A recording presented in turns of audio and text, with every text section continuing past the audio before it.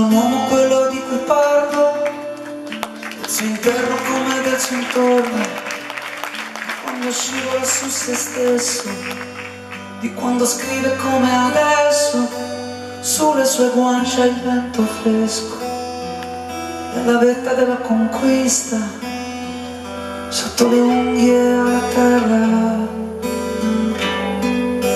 di quando striscia.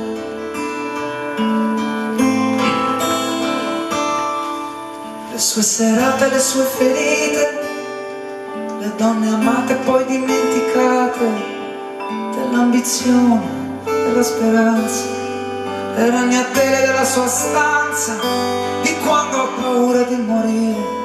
un orgasmo lo fa tremare, quando la vita non è poi così come appare.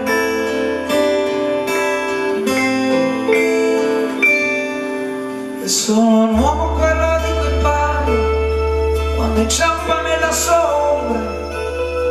quando cammina sull'acqua e non affonda. E sono un uomo, quello di cui canto, di quando sbaglia e non si perdona, il furore e il disincanto di quell'universo a forma di persona.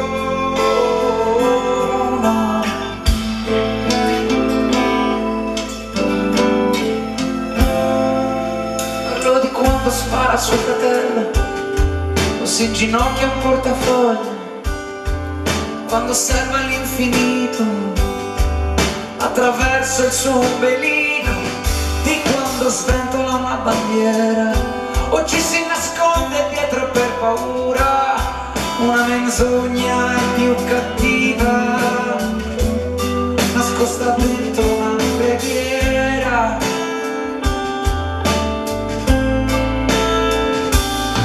E sono un uomo